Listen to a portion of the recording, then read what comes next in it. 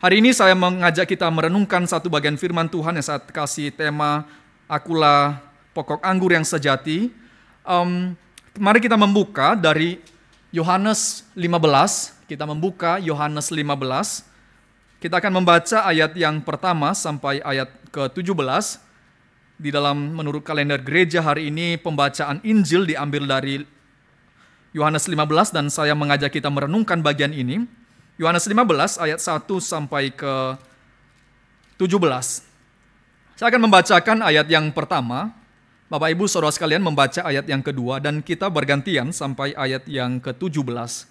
Yohanes 15 ayat 1 sampai 17. Demikian firman Tuhan. Akulah pokok anggur yang benar dan Bapakulah pengusahanya. Setiap ranting padaku yang tidak berbuah dipotongnya, dan setiap ranting yang berbuah dibersihkannya, supaya ia lebih pada berbuah. Kamu memang sudah bersih karena firman yang telah kukatakan kepadamu dalam aku dan aku di dalam kamu. Sama seperti ranting tidak dapat berbuah dari dirinya sendiri kalau ia tidak tinggal pada pokok anggur. Demikian juga kamu tidak berbuah jikalau kamu tidak tinggal di dalam aku. Akulah pokok anggur dan kamulah ranting-rantingnya. Barang siapa tinggal di dalam aku dan aku di dalam dia, ia berbuah banyak. Sebab di luar aku kamu tidak dapat berbuat apa-apa. Barang siapa tidak tinggal di dalam aku, ia dibuang keluar seperti ranting dan menjadi kering. Kemudian dikumpulkan orang dan dicampakkan ke dalam api lalu dibakar. Jikalau kamu tinggal di dalam aku dan firmanku tinggal di dalam kamu, mintalah apa saja yang kamu kehendaki dan kamu akan menerimanya. Dalam hal ini adalah Bapakku yang dipermulakan, yaitu jika kamu berbuah banyak dan dengan demikian kamu adalah murid-muridku. Seperti Bapa telah mengasihi aku, demikianlah juga aku telah mengasihi kamu. Tinggallah di dalam kasihku itu. Jikalau kamu menuruti perintahku, kamu akan tinggal di dalam kasihku, seperti aku menuruti perintah Bapakku dan tinggal di dalam kasihnya. Semuanya itu kutuliskan kepadamu supaya sukacitaku ada di dalam kamu dan sukacitamu menjadi penuh. Inilah perintahku, yaitu supaya kamu saling mengasihi seperti aku telah mengasihi kamu. Tidak ada kasih yang lebih besar daripada kasih seseorang yang memberikan nyawanya untuk sahabat-sahabatnya. Kamu adalah sahabatku, jikalau kamu berbuat apa yang kuperintahkan kepadamu. Aku tidak menyebut kamu lagi hamba, sebab hamba tidak tahu apa yang diperbuat oleh tuannya. Tetapi aku menyebut kamu sahabat, karena aku telah memberitahukan kepada kamu segala sesuatu yang telah kudengar dari Bapakku. Bukan aku mengenali aku, tetapi akulah yang memilih kamu, dan aku telah menempatkan kamu supaya kamu pergi dan menghasilkan buah, dan buahmu itu tetap, supaya apa yang kamu minta dan namaku diberikannya kepadamu. Inilah perintahku kepadamu, kasihilah seorang akan yang lain. Mari kita berdoa. Ya Bapa di sorga, kami sekali lagi bersyukur, berterima kasih karena Engkau memberikan firman kepada kami. Kami boleh membaca firman-Mu di dalam bahasa kami sendiri. Kami bersyukur ya Tuhan bahwa Engkau tidak meninggalkan kami di tengah-tengah dunia ini tanpa memberikan firman-Mu, tanpa menuntun kami melalui kebenaran firman Tuhan yang kami boleh baca dan kami renungkan. Kami bersyukur kami sudah membaca firman-Mu dan sekiranya kami akan merenungkan firman-Mu. Kiranya Engkau yang boleh membukakan hati pikiran kami untuk boleh mengerti dan boleh dikuatkan kembali, diteguhkan kembali. Dan kiranya Engkau yang boleh menegur kami ya Tuhan. Untuk kami boleh mengerti bagaimana seharusnya kami sebagai anak-anak Tuhan yang dicangkokkan di dalam Engkau boleh bertumbuh dan boleh menghasilkan buah yang limpah bagi Engkau. Tuhan berkatilah setiap kami, kiranya firman-Mu akan menerangi hati kami. Dan kiranya Engkau yang memberikan kerendahan hati kepada setiap kami. Sehingga ketika firman itu diberitakan, hati kami menerimanya. Hati kami boleh menerima firman itu. Firman itu boleh tertanam dalam hati kami, boleh berakar dalam hati kami, dan boleh berbuah, dan Engkau boleh menikmati hasilnya. Terima kasih ya Tuhan, dengarlah doa kami. Dalam nama Tuhan Yesus kami memohon. Amin. Saudara yang dikasihi Tuhan, bagian yang kita baca ini saya percaya kita sangat familiar ya. Karena ini satu bagian dari rangkaian kalimat-kalimat dari Tuhan Yesus yang menyatakan siapa dirinya. Kita barangkali pernah mendengarkan berkenaan dengan Tuhan Yesus mengatakan, "Akulah roti hidup, akulah air hidup." Dan dalam bagian ini Yesus sedang berbicara berkenaan dengan Dia adalah pokok anggur yang sejati itu. Maka hari ini Bapak sekalian, kita tentu di dalam pasal 15 ini ada beberapa tema yang kita bisa gali dan kita bisa renungkan. Tapi saya mau kita berfokus kepada pokok anggur yang sejati ini, yaitu Kristus, dan bagaimana kemudian kita ada di dalamnya, dan bagaimana kita tahu kita berada di dalamnya, dan untuk apa kita ada di dalamnya. Jadi kita membatasi di dalam bagian-bagian seperti demikian. Saudara, saya mengajak kita merenungkan bagian ini dengan mencoba mendekati dengan motif anggur. Motif anggur pertama-tama. Karena ini akan mendasari akan bagaimana kita melihat bagian-bagian berikutnya. Karena ketika kita membaca Alkitab, kita akan mendapati bahwa ketika Alkitab membicarakan anggur atau pokok anggur atau kebun anggur, itu selalu berbicara berkenaan dengan umat Tuhan. Umat yang dipilih oleh Tuhan, umat yang dipelihara oleh Tuhan, umat yang dengan sedemikian rupa Tuhan jaga. Maka kita bisa membaca misalkan di dalam Yeremia pasal 2 ayat 21.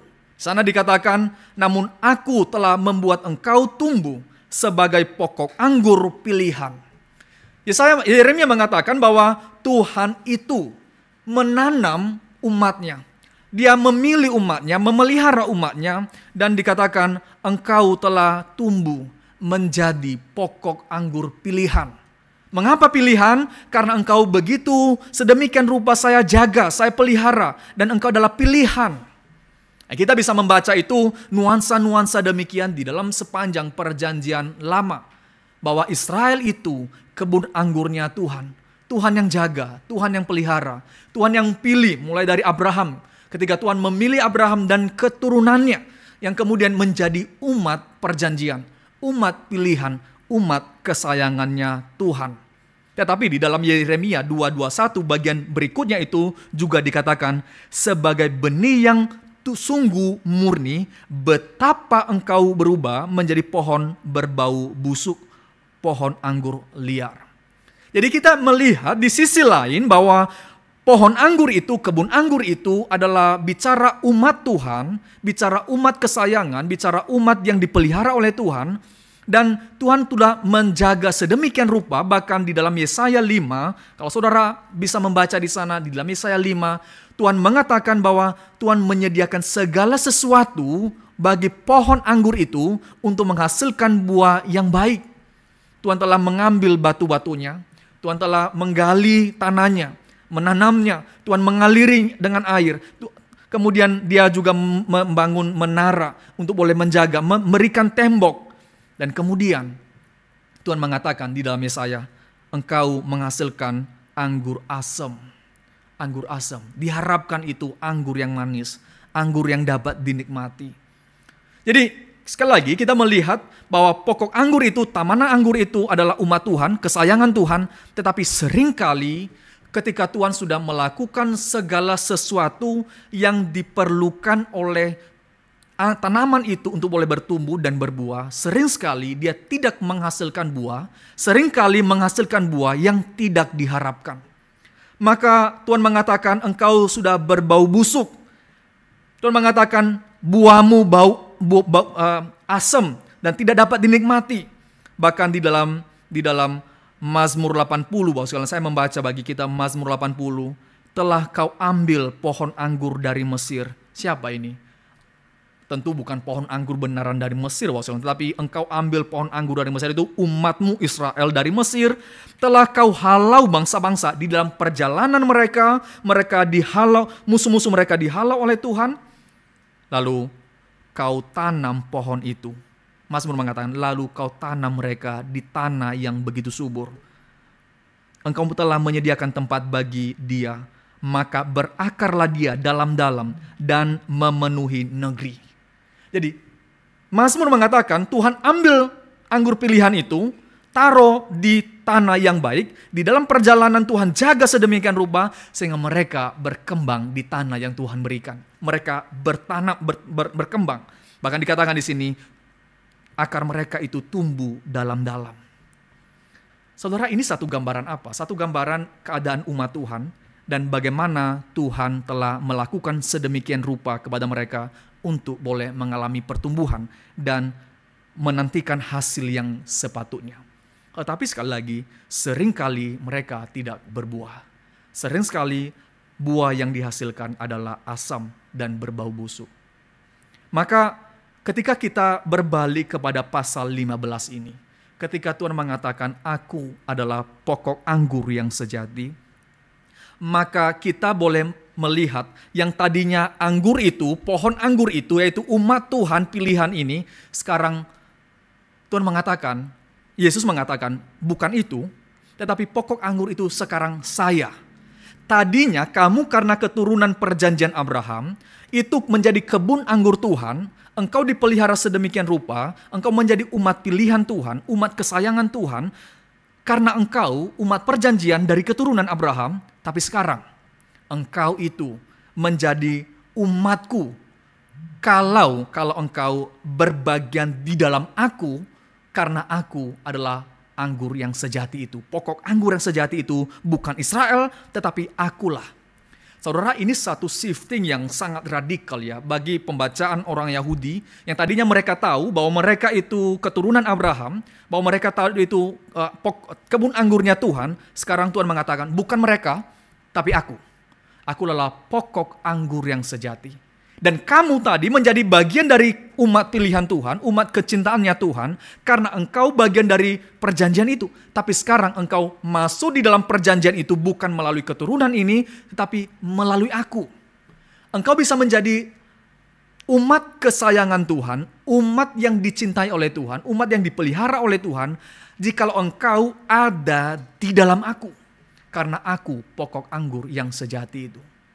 Jadi kita bisa melihat bahwa sekarang bagaimana Tuhan mengatakan, mengingatkan pembacanya bahwa dulu keturunan Israel itu menjadi umat kecintaan Tuhan. Tetapi sekarang engkau yang ada di dalam aku. Engkaulah menjadi umat yang menjadi kesenangannya Tuhan. Tetapi engkau harus berada di dalam aku. Maka kita melihat di sini ketika Yesus mengatakan, "Akulah pokok anggur yang sejati. Engkau tinggal di dalam aku. Dan kalau engkau tinggal di dalam aku, engkau akan berbuah." Saudara, kebun anggur itu tadi Israel, sekarang Tuhan, Yesus sendiri, dan siapa yang ada di dalam aku, mereka akan berbuah. Saudara, di dalam ayat yang kedua saya membaca sekali lagi kepada kita ya, "Setiap ranting padaku yang tidak berbuah, dipotongnya, dan setiap ranting yang berbuah, dibersihkannya supaya ia lebih banyak berbuah." Saudara, dalam bagian ini Tuhan mengatakan, tadi Israel, sekarang aku. Kamu masuk di dalam aku, sekarang kamu masuk di dalam aku supaya kamu bisa berbuah. Dan kalau kamu tidak berbuah, kamu akan dipotong. Wah, seringkali ini menjadi satu ancaman ya. Berarti saya akan tidak diselamatkan. Kalau saya tidak berbuah berarti hilanglah keselamatan saya. Tapi saudara, saya tidak membaca melalui kacamata itu. Tapi kita membaca bagian ini dengan sebuah antisipasi, dorongan, peringatan kepada kita bahwa kalau kita tadinya itu di luar, sekarang dimasukkan oleh Kristus menjadi bagian dari tubuhnya dan diharapkan untuk berbuah, maka kita seharusnya dinantikan buah itu harus ada. Sekali lagi, buah itu seharusnya bisa ada di dalam kehidupan kita. Dengan demikian, Bapak sekalian, menjadi pengikut Kristus itu, menjadi pengikut Kristus, bukan berbicara berkenan dengan saya itu agamanya Kristen. Menjadi pengikut Kristus bukan berarti bahwa di dalam KTP saya itu dituliskan agama Kristen. Menjadi pengikut Kristus itu bukan berarti saya setiap hari ke gereja. Yang setiap hari ke gereja ya staf kita di kantor Pak Yudi misalkan. Oh tidak, bukan itu. Menjadi pengikut Kristus bukan dia yang sangat rajin datang ke gereja, pelayanan ini dan itu dan segala macam. Bukan itu yang utama, Bapak sekalian. menjadi pengikut Kristus adalah dia yang memiliki relasi dengan Kristus. Dia yang memiliki relasi-relasi persatuan dengan Kristus. Relasi yang tidak dapat dijelaskan dengan kata-kata yang untuk menjelaskan dengan sempurna kepada kita. Tapi kita bisa mencoba menjelaskan dengan beberapa contoh. Misalkan ya, relasi itu semacam relasi pernikahan, Bapak sekalian. Seolah dikatakan Kristus di dalam kita di dalam Kristus. Relasi yang begitu intim. Relasi yang begitu intim, Bapak sekalian. Jadi kalau kita mengatakan menjadi Kristen, menjadi pengikut Kristus, berarti bukan sekadar saya orang Kristen.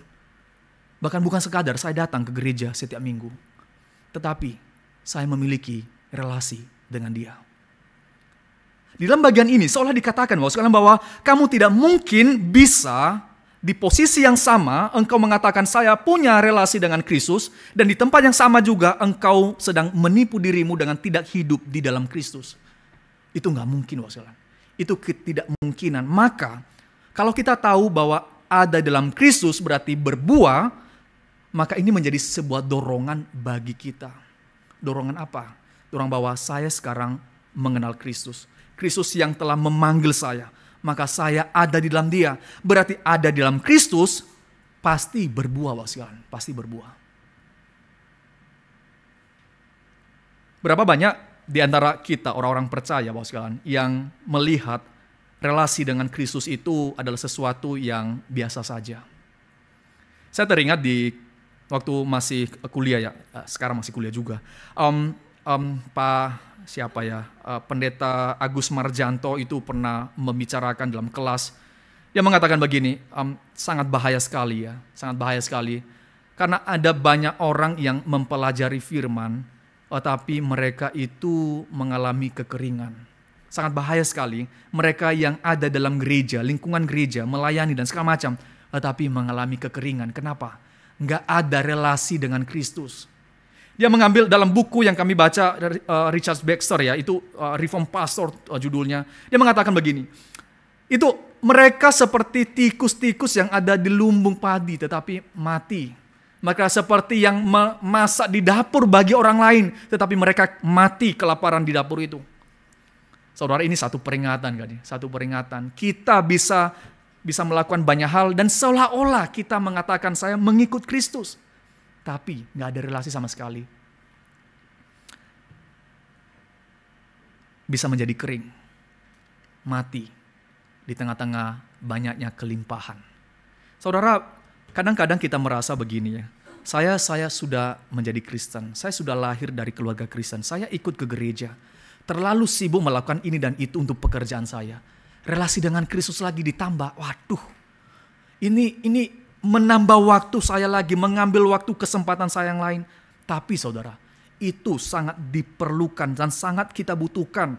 Karena dalam bagian ini, ketika dikatakan engkau di dalam aku di dalam engkau, menunjukkan kepada kita bahwa ada satu relasi yang begitu intim antara engkau dan Kristus yang tidak mungkin dapat terpisahkan.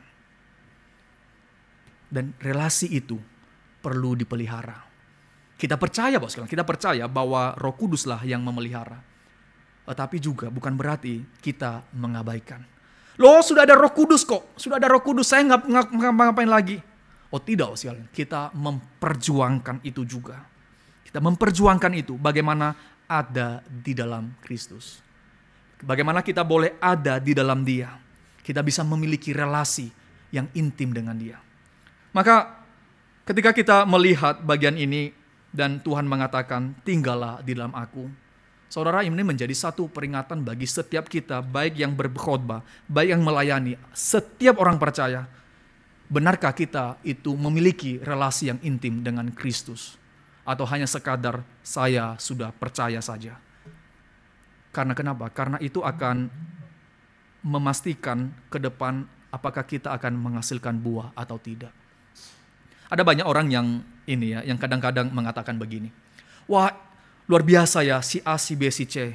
Wah, dia sebagai orang Kristen itu memberkati banyak orang. Dia hidupnya memberkati keluarganya, memberkati gereja dan segala macam. Hebat ya orang itu ya. Saya kok nggak bisa ya. Saya kok nggak bisa. Tapi pertanyaannya sebenarnya, seberapa kita itu memiliki relasi dengan Kristus? Saudara, saya nggak tahu apakah kita pernah bertanya waktu membaca Mazmur, mengapa Daud itu begitu kaya di dalam berbicara kepada Tuhan? Mengapa waktu kalau dia menulis Mazmur itu, kok indah ya? Kok saya enggak? Saya percaya kalau kita membaca Mazmur ya, kita akan melihat keindahan, kedalaman, kekayaan dari kata-kata yang diucapkan oleh pemazmur. Daud misalkan kita bisa katakan. Kenapa ya? Karena Daud itu ya punya relasi dengan Tuhan itu begitu sangat intim. Karena di dalam relasi itu dia bisa menyatakan kekayaan di dalam mengikut Tuhan. Kenapa dengan kita, Kenapa dengan kita? Kita mengharapkan buahnya, tapi relasi dengan dia kita abaikan. Kadang-kadang kita menginginkan hal demikian, tapi kita tahu kok itu tidak mungkin terjadi. Itu nggak mungkin terjadi. Kita nggak mungkin menaruh ember di situ dan menaruh karena ada keran di situ, tapi sementara pipa di sana sudah diputus. Kalau kita menunggu air di situ dan mengatakan kok nggak ada air di sini ya? Ini loh kerannya 5, saya sudah buka semuanya, tapi nggak ada air. Saya mau melihat airnya. Tapi di sana kita lupa bahwa sudah dipotong, sudah dialiri di tempat yang lain. Itu satu pekerjaan yang sia-sia, pekerjaan yang sia-sia. Tapi ketika kita melihat ada relasi, ada di sana koneksinya belum terpotong dan kita bisa melihat meskipun sedikit ya, ada air di situ. Dan itu yang dikatakan dalam bagian ini, sekalian. Sebagai orang yang telah dipilih oleh Tuhan, sebagai orang yang telah diambil dan kemudian dimasukkan di dalam relasi dengan Kristus. Dan kita diharapkan untuk boleh memiliki relasi itu dan mendapatkan buah yang limpah. Saudara, apa maksudnya ketika kita melihat di sini dan ketika Yesus mengatakan kamu tinggallah di dalam aku dan aku di dalam kamu. Tinggal itu seperti apa, wasilah? Apakah seperti kalau saya mengatakan tinggal di rumah Pak Yosef gitu? Berarti saya datang ke rumah Pak Yosef, saya tinggal di situ? Oh tentu tidak lah. Sangat abstrak sekali ketika kita mengatakan tinggal di dalam Kristus. Gimana caranya tinggal dalam Kristus? Di dalam ayat-ayat yang kita baca, sekalian, dikatakan tinggal di dalam Kristus berarti memiliki relasi, tetapi bukan hanya relasi, juga dikatakan tinggal di dalam Kristus berarti tinggal di dalam firman-Nya. Di dalam ayat ke-7 saya membaca bagi kita, jikalau kamu tinggal di dalam aku dan firman-Ku tinggal di dalam kamu, minta apa saja yang kamu kehendaki dan kamu akan menerimanya. Kita biasanya fokus kepada bagian yang terakhir kan ya. Minta apa saja, kamu akan menerimanya. Tapi kita lupa bagian sebelumnya. Jikalau kamu tinggal di dalam aku, jikalau kamu tinggal di dalam aku, firman-Ku tinggal di dalam kamu. Firman-Ku tinggal di dalam kamu. Saudara, ini satu dorongan sekali lagi bagi kita untuk kalau kita bertanya begini. Bagaimana caranya aku tinggal dalam Kristus? Itu abstrak sekali. Tapi tinggal dalam Kristus berarti kita memiliki firman. Firman itu tinggal di dalam hati kita, dalam hidup kita. Ada firman yang menguasai kehidupan saudara dan saya. Itu enggak abstrak kan ya? Itu sangat real sekali. Tinggal dalam Kristus berarti saya memiliki firman. Firman itu hidup di dalam hidup saya. Saya memiliki firman itu bisa kelihatan di dalam hidup saya. Saya tinggal di dalam Kristus, berarti saya tinggal di dalam firman-Nya. Oh saudara, ada orang-orang tertentu ya yang mengatakan, ngapain baca Alkitab? Tebal-tebal begitu, itu sudah kuno lah. Sekarang kita kan orang Kristen. Paulus mengatakan kita punya Roh Kudus kok. Tunggu saja Roh Kudus ngomong apa, kita tunggu saja. Saudara, saya kira itu nggak alkitabiah ya. Ketika kita tinggal di dalam Kristus dan ada Roh Kudus dalam diri kita, kita memiliki firman dan firman itu bisa bertumbuh di dalam hidup saudara dan saya. Kita tidak menunggu, tunggu saja Roh Kudus berbicara kepada saya. Hari ini Roh Kudus tidak berbicara. Tapi saudara sekalian, Roh Kudus berbicara melalui firman yang telah diberikan kepada setiap kita. Maka kita baca ya, jikalau kamu tinggal dalam aku, kamu tinggal di dalam firman-Ku. Ada satu korelasi yang sangat dekat di sini menunjukkan bagaimana firman itu sangat dekat dengan kehidupan orang-orang percaya. Firman itu bukan sesuatu yang asing bagi kita. Firman itu bukan sesuatu yang kita baca kalau saya ingin saja. Tapi firman itu sesuatu yang kita selami setiap hari. Sesuatu yang kemudian kita cintai. Tapi bagaimana kemudian kita bisa memunculkan cinta kasih itu? Bagaimana kita boleh memunculkan cinta kasih kita kepada firman? Saya ambil contoh, tadi pagi saya menseringkan, saudara barangkali ya pernah di dalam fase mungkin ya, saya ambil contoh, tidak terlalu suka minum kopi, misalkan. Tapi kemudian suka minum kopi. Loh kok bisa? Karena suatu saat saya berbicara kepada si A, dan si A menceritakan kopi ini ya, kalau disangrai seperti ini, dengan kepanasnya derajatnya seperti ini, dan digiling dengan kehalusan seperti ini, dan dengan air yang panasnya derajatnya seperti ini, dan dengan memakai cara seperti ini, maka kopinya itu enak loh. Ah masa sih saya gak suka sama kopi? Kalau enggak, mari saya ajak kamu ya. Kemudian digiling kopinya, disajukan, dan kemudian orang itu cicipi, dan kemudian mengatakan, loh enak ya kopi ya. Oh mungkin karena kamu yang bikin makanya enak, kamu pintar sih. Orangnya ini mengatakan, loh kita bisa kok belajar, kamu coba ya belajar ya. Ini kopinya itu beda-beda loh, nggak semua kopi itu jenisnya sama. Kamu belajar ya. Maka ketika dia mencicipi kopi itu dan mengatakan enak ya, mulai minggu depannya dia cari, dia mau belajar. Dia cari tahu, ini jenis apa kira-kira. Saya harus pakai gilingan seperti apa. Airnya harus seperti apa. Dan kemudian dia menjadi pencinta kopi. Mungkin ada orang-orang seperti ini kita kenal ya. Tapi bermula dari mana? Bermula dari dia mencicipi. Bermula dari mencicipi dan dia cari tahu. Dan kemudian setelah cari tahu, dia semakin mencintai.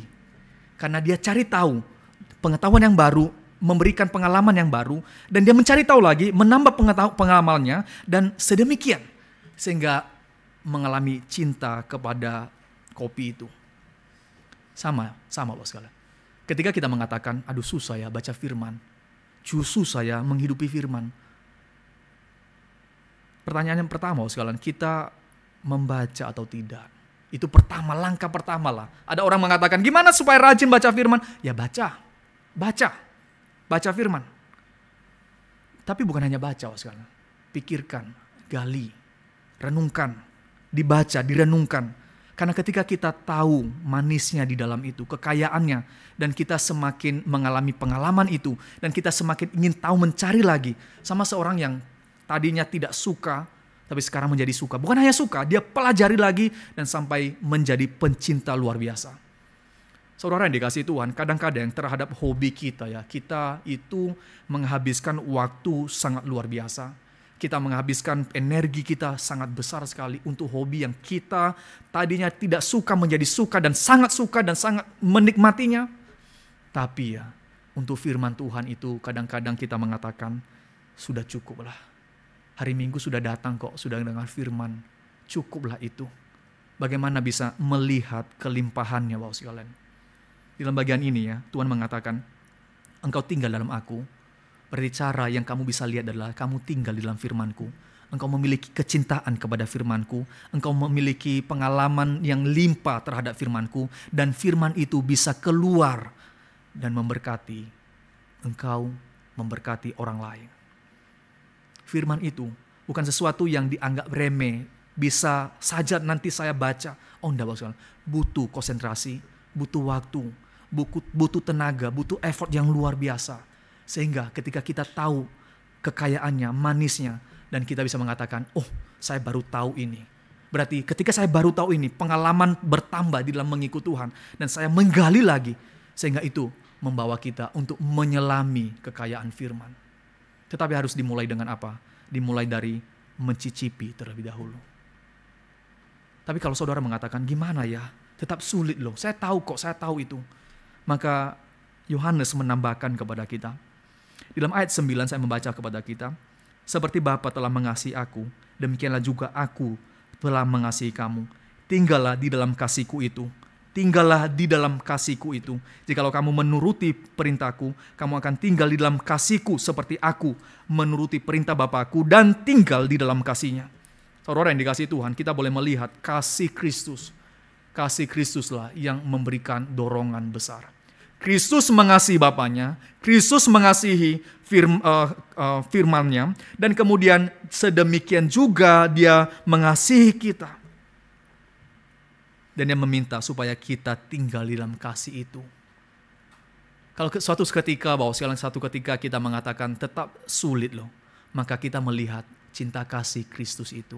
Ketika Dia mengasihi firman, ketika Dia mengasihi Bapaknya, Dia itu juga mengatakan kepada kita, Aku telah mengasihi Bapa, Aku telah tinggal di dalam kasih-Nya, Aku telah tinggal menuruti firman-Nya, dan engkau pun. Dengan demikian, karena Aku mengasihi engkau, engkau juga tinggal di dalam kasih-Ku, engkau tinggal dalam firman-Ku, engkau bisa menikmati kelimpahan di dalam firman itu. Saudara, menjadi dorongan besar bagi kita ketika kita merenungkan cinta kasih Tuhan. Ketika apa yang dikerjakan oleh Kristus di kehidupan kita orang-orang percaya. Ketika Dia naik ke atas kayu salib itu. Ketika Dia mengatakan, sudah selesai, sudah selesai. Cinta kasih Tuhan yang begitu luar biasa, yang kemudian menjadi gerakan besar bagi setiap orang percaya untuk boleh menikmati tinggal di dalam firman-Nya.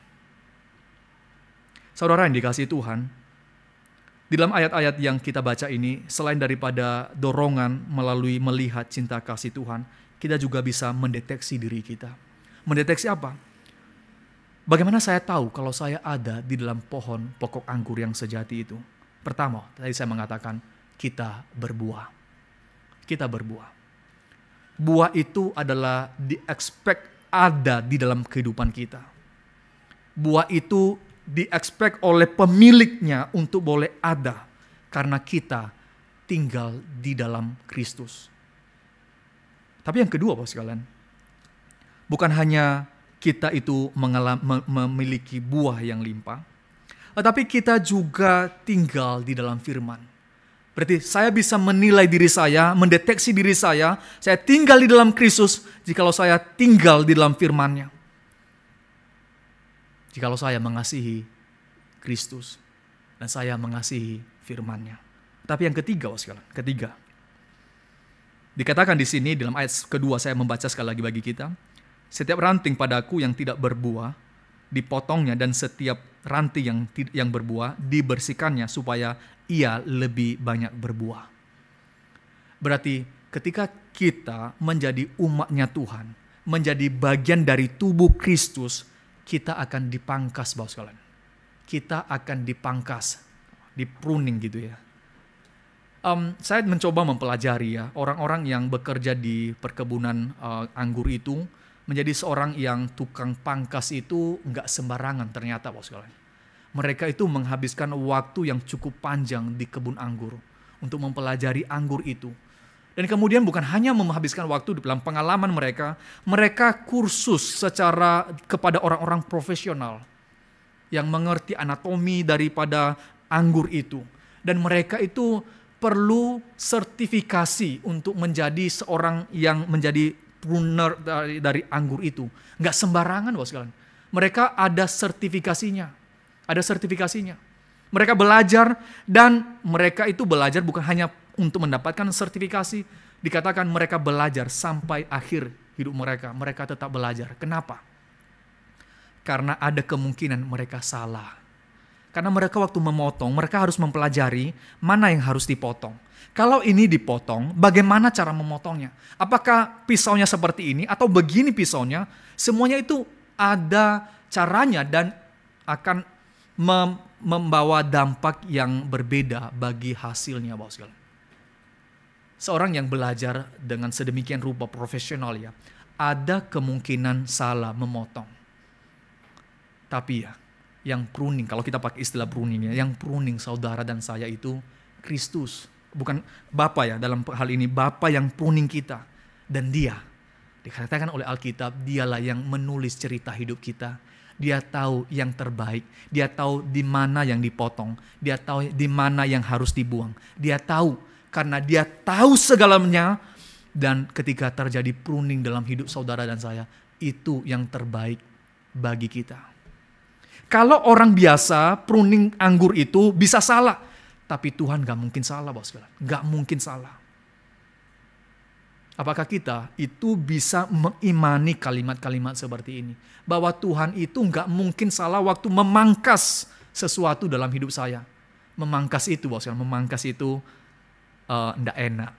Saya quote dari dikatakan oleh Warren Wiersbe ya, dalam tulisannya mengatakan, seandainya ya pohon anggur itu punya bisa berbicara, dia akan mengatakan sakit waktu di pruning. Kenapa? Memang dipotong kok, sakit. Tapi dia melanjutkan kalimatnya. Tapi kalaupun dia berteriak sakit, dia akan bersuka cita setelah itu. Karena kenapa?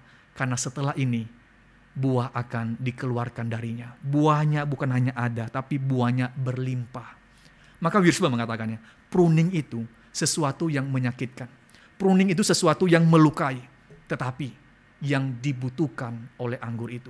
Pruning itu sesuatu yang sangat tidak mengenakan. Tetapi itu sebuah keharusan yang harus terjadi di dalam pohon itu. Maka dalam kehidupan kita sebagai orang-orang percaya, Bapak sekalian, pruning itu perlu. Supaya saudara dan saya berbuah. Dan bukan hanya berbuah. Dikatakan dalam bagian ini. Supaya berbuah lebat. Kadang-kadang waktu melakukan pruning, Bapak sekalian. Bukan hanya memotong dahan-dahan yang mati. Bukan hanya mengambil benalu yang melekat di situ. Tapi kadang-kadang juga ada tunas-tunas muda yang akan dipotong. Bahkan kalau buah anggur itu akan buah anggur yang harus dibuang. Supaya kemudian buah yang lain itu mendapatkan makanan yang cukup. Tapi kalau kita mengatakannya, loh itu bukannya buah ya, kenapa harus dibuang? Bukannya itu tunas, kenapa harus dipotong? Bukankah seharusnya itu akan menghasilkan buah yang lebih banyak? Tapi tukang pangkas itu mengatakan, oh enggak. Meskipun ini tunas yang mudah, tapi ketika dia bertumbuh, dia akan besar. Semua energi dari yang diambil dari tanah itu akan berfokus kepadanya dan akan mengurangi buah bagi di tempat yang lain. Maka tunas ini harus dipotong. Sesuatu yang baik memang, tapi harus dipotong. Dan seorang pruner yang hebat itu, dia tahu itu. Dan saya mengatakan kembali, Bapak sekalian, Tuhan kita sangat tahu. Ketika sesuatu yang baik pun diambil dari kita. Baik loh ini, baik. Kenapa Tuhan ambil? Tapi Tuhan mungkin seolah mengatakan, itu memang baik. Itu enggak salah sama sekali. Tapi saya ambil darimu. Kenapa? Karena kalau ini terus bertumbuh di dalam hidupmu, engkau berfokus kepada bagian ini dan engkau tidak menghasilkan buah di hadapanku. Aku mengambilnya daripadamu supaya engkau bisa berbuah. Saudara, kadang-kadang ya dalam kehidupan orang-orang percaya ada hal-hal yang kita pandang baik, materi misalkan. Kenapa Tuhan ambil dari saya? Tapi Tuhan seolah mengatakan, kalau saya enggak ambil ini, engkau akan berfokus kepada ini dan engkau tidak berbuah sama sekali di hadapanku. Pruning itu menyakitkan, tetapi dibutuhkan oleh orang-orang percaya. Saudara yang dikasihi Tuhan, ketika kita melihat bagian ini dan mengetahui bahwa Tuhan kitalah yang memangkas sesuatu yang buruk, sesuatu yang jelek, sesuatu yang baik kadang-kadang dalam hidup kita. Dengan tujuan yang supaya kita mendapatkan buah yang limpah. Maka kita boleh melihatnya dengan iman. Melihat bahwa segala sesuatu yang dikerjakan oleh Tuhan dalam pemangkasan ini adalah yang terbaik bagi saya. Dan itu memerlukan iman kepada Tuhan. Kadang-kadang kita waktu mendengar ini, kita tahu betul, haleluya, puji Tuhan, saya tahu itu, saya percaya itu. Tapi ketika itu terjadi dalam kehidupan kita, kadang-kadang di situ menjadi pergumulan besar. Dan harap ketika kita merenungkan ini dan kita mengatakan, Tuhan, biarlah saya bisa mengatakan itu ketika terjadi itu dalam kehidupan saya. Karena at least saya tahu bahwa ketika Tuhan mempruning saya, bahwa saya bagian di dalam Kristus. Saya bukan tanaman liar di luar sana yang dibiarkan, tapi saya bagian dari Kristus. Bagian dari tubuh Kristus yang pemiliknya itu tidak membiarkan tumbuh dengan sembarangan dan tidak menghasilkan apa-apa. Tetapi yang kedua, sekalian, selain kita tahu bahwa itu menjadi satu kesadaran bagi kita, aku bukan tanaman yang luar, aku ada berada dalam Kristus, bagian dari Kristus. Tapi yang kedua, ini menjadi saat-saat yang menunjukkan kepada kita bahwa Dia itu sangat dekat dengan kita. Saya mau tanya ya, orang yang memelihara kebun anggur itu, kapan dia paling dekat dengan pohon anggur itu sendiri? Yaitu kan ya, ketika dia datang membawa pisau dan memperhatikan mana yang harus dipotong. Di mana yang harus dipotong sekarang, kapan dipotong. Dia sangat dekat kan ya. Nggak mungkin dari jauh kan ya. Ya saudara bisa mengatakan, ya dia tinggal telepon lah orang itu. Oh iya, tapi kan orang pasti dekat di situ di bawah pohon itu dan memotongnya. Saudara, di dalam bagian ini saya mau mengatakan begini. Saat-saat pruning yang terjadi dalam kehidupan kita ya, itulah saat-saat di mana Tuhan itu nggak membiarkan kita seorang diri. Dia ada dekat dengan kita. Dia ada dekat dengan saudara dan saya. Dan kita perlu dengan mata yang tajam, iman kepadanya untuk boleh melihat dia tidak sedang meninggalkan saya. Justru dia sedang ada dekat saya pada saat-saat seperti ini. Saudara yang dikasihi Tuhan, bagian terakhir yang saya mau sharingkan kepada kita dalam ayat-ayat ini adalah di dalam ayat yang ke-11. Dalam ayat 11 dikatakan di sana, semuanya ini kukatakan kepadamu, supaya sukacitaku ada di dalam kamu, dan sukacitamu menjadi penuh. Aku katakan ini kepadamu, apa yang dikatakan? Bahwa engkau di dalam aku di dalam engkau, dan firmanku di dalam engkau, dan engkau mengasihi firmanku. Dan aku katakan ini kepadamu, supaya apa? Supaya sukacitaku menjadi penuh di dalam kamu. Supaya sukacitamu itu menjadi penuh. Saudara, coba kita sejenak memikirkan ayat-ayat ini ya. Berarti tadi Tuhan mengatakan, engkau di dalam aku dan aku dalam engkau. Kalau engkau di dalam aku, engkau mengasihi firmanku. Kalau engkau mengasihi firmanku, engkau ada di dalam firmanku. Oke? Dan kalau kita merenungkan ini dan bertanya, berarti sukacita saya, berarti ketika saya ada dalam Kristus, ketika saya ada di dalam firman-Nya, ketika saya mengasihi firman-Nya, sukacitaku menjadi penuh. Pertanyaannya bagi kita, betulkah? Betulkah sukacita kita itu menjadi penuh ketika kita di dalam Kristus? Betulkah sukacita kita menjadi penuh ketika kita itu menghidupi firman? Betulkah kita melihat bahwa sukacita kita menjadi penuh karena Kristus dan karena firman-Nya itu? Betulkah demikian? Ayat ini yang mengatakan kepada kita, aku katakan ini kepadamu. Supaya apa? Supaya sukacitamu menjadi penuh. Sukacitamu menjadi penuh. Supaya sukacitamu itu menjadi penuh. Sukacitaku itu ada di dalam kamu. Bukankah sesuatu yang indah, Bapak? Bukan sesuatu yang diharapkan, yang kita harapkan sebenarnya. Dan Tuhan memberikan kepada kita cara, jalan untuk mendapatkan sukacita yang sejati itu. Engkau di dalam aku. Engkau di dalam firmanku. Engkau mengasihi firmanku. Dan kita perlu melihat hal demikian sebagai sesuatu janji yang Tuhan berikan. Baik yang akan kita nikmati pada saat ini atau yang akan kita nikmati pada masa yang akan datang. Tetapi kita menutup dengan mengatakan bahwa Dia telah menjadikan saudara dan saya menjadi sahabat-sahabatnya. Bukan lagi budak, tetapi sahabat-sahabat yang telah dinyatakan kehendak Bapa, firman Tuhan, dan semuanya ini diberikan. Supaya sekali lagi, sukacita Kristus itu menjadi penuh di dalam kita. Harap ini menjadi satu hal yang mendorong saudara dan saya untuk boleh melihat kehidupan kita sebagai orang-orang percaya. Apa yang kita kejar, sukacita seperti apa yang kita kejar. Dan kita mengatakan, sukacita di tempat yang lain akan berhenti pada suatu saat. Tapi suatu sukacita dari Kristus itu tidak pernah berhenti. Bersifat kekal. Kita nikmati pada saat ini. Kita akan menikmati kesempurnaannya nanti ketika kita bertemu Kristus muka dengan muka. Kiranya Tuhan memberikan iman yang demikian kepada kita. Bukan hanya dengan mulut saja, tetapi kita bisa mengimaninya dan mengatakan amin terhadap ayat itu. Dan saya mau mendapatkan sukacita yang penuh melalui hidup di dalam Kristus dan hidup di dalam firman-Nya. Tuhan memberkati kita. Mari kita berdoa. Bapa di sorga, kami telah membaca firman-Mu dan merenungkannya.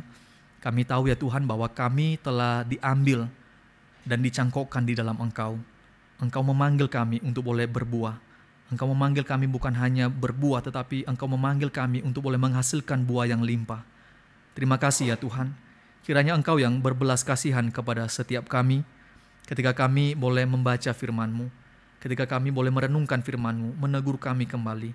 Tuhan, kami bersyukur bahwa apapun yang Engkau telah lakukan dalam kehidupan kami, pemangkasan apapun yang telah Tuhan kerjakan dalam hidup kami, Tuhan ajarlah kami, untuk kami boleh melihat dengan iman bahwa Engkau yang mengerjakan itu dalam kehidupan kami, bukan karena Engkau membenci kami, tapi karena Engkau begitu mengasihi kami.